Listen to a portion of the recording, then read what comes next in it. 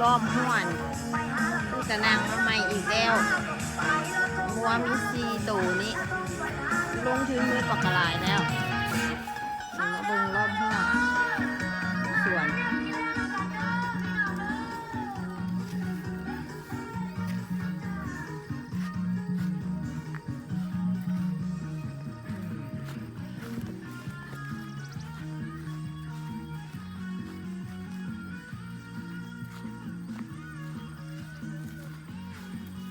เกือบโบกอยู่เถียงกับโบบอกคอยได้เดียวนี้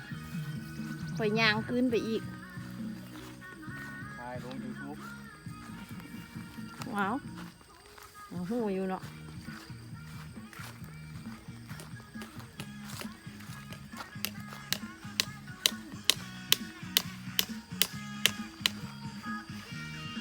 ดิบจะง่อยกันแล้วล่ะ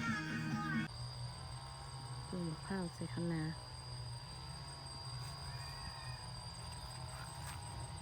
เรื่องนี้จะเป็นตุ่มเลี้ยงป่าเนาะโอ้โหไว้ยังบ่ซื้อมาปล่อยไว้บักกะไหล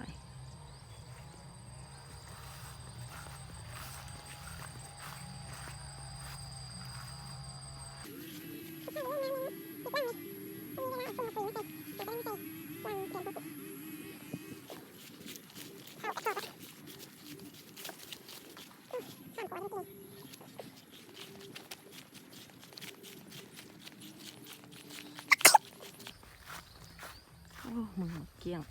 แต่ร่มลุกคุกคานว้าวมันคือแบ่ขังไว้ในคอกมีแบ่เท่านี้โอ้ยมันอกมันชอบเลยว้าว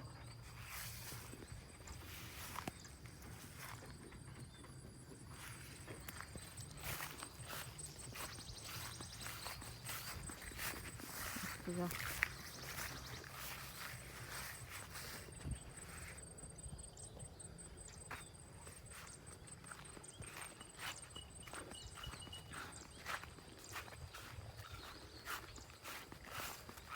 น้ำให้งามมาหัวใส่พี่น้องเอ้ยเบิกต้นไม้คนปลูกไว้เฮ้ยเหลือติดกลางเนี่ยเป็นที่เฮ็ดมักสวนหัวพันเลี้ยงเบ้เหลือแต่ต้น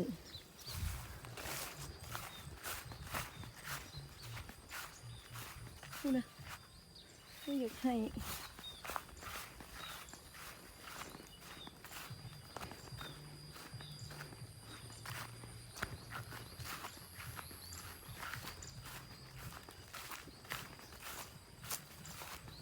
อันนี้คือรถผู้ได้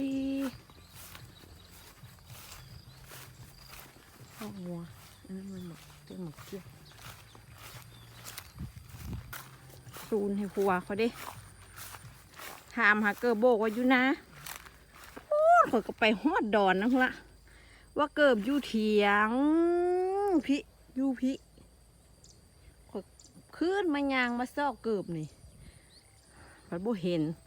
เขาเพราะว่าอยู่ดอนพุ่นอีกคือเก่าเคยย่างไปอีกวันนี้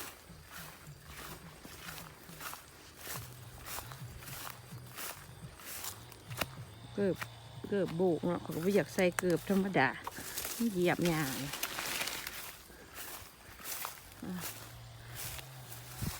เลาะมึงกูบอกข้าวพี่น้องเลาะขนาดนะ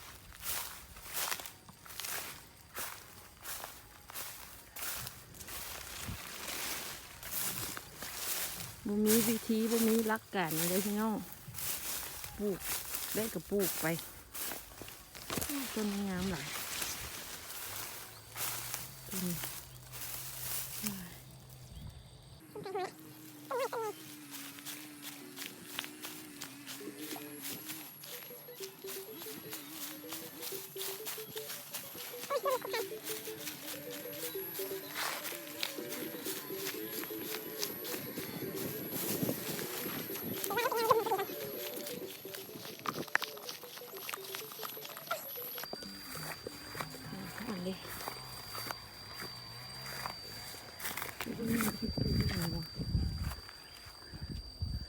อันนั้นแม่นเข้าอันนี้แม่นหญ้าเด้อ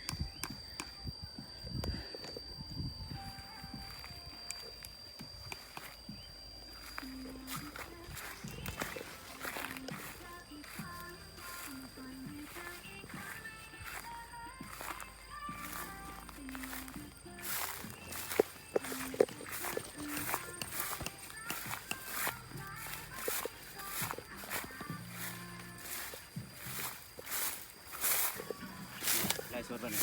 บัวหมดแล้ว เอาแบ่มีโบม่วนของฮูนี่ได้ปะนี่นะลุมมันนะ เหรอ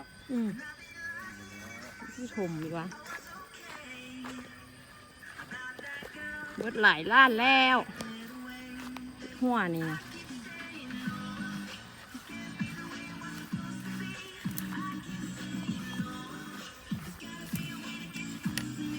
ว้าวดันขึ้นหรอ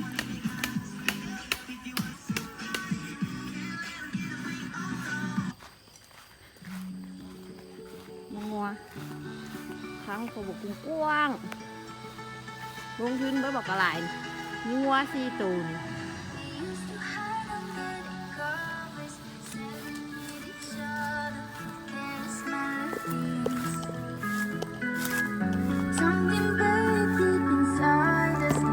มูได้เมื่อจะคนเด้ผู้ใดมากลางอูอยู่นี่คือเป็นแต่นอนค่ะลากขี้ดินอยู่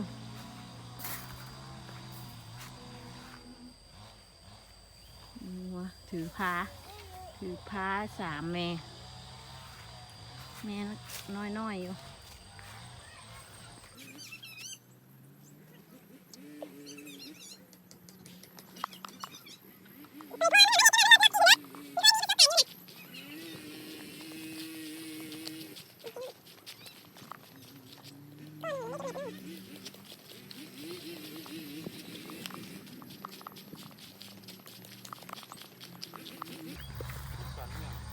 หืม ใช่เลยรุ่นเดียว เฮ็ดจังไหนต่อกันยังไง ให้บอกจะมาตัวแล้วบอก มันจะใหญ่ให้เรา ใหญ่แล้วก็ดึงไปหมด มันก็ยากอยู่เด้นี่เนาะ โอ้ยากเนาะ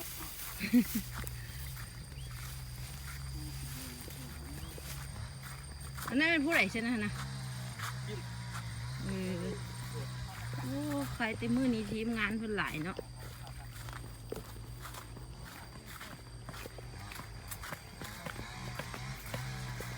นี่ยังบ่แล้ว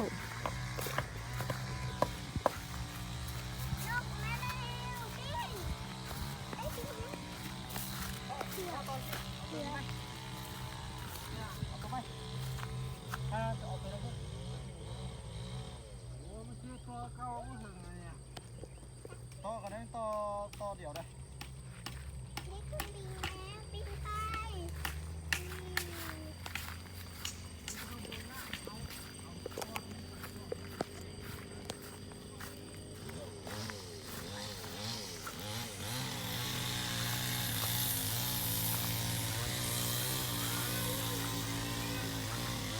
นี่สีน้ำก็กินตาค่อยๆเด้อลูกนี่ทีนี้ทีนี้ล่ะ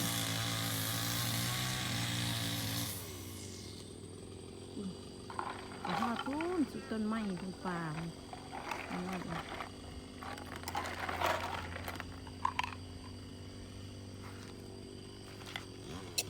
มาปล่อยจะ100 ตัวที่นี่หากินพอมัน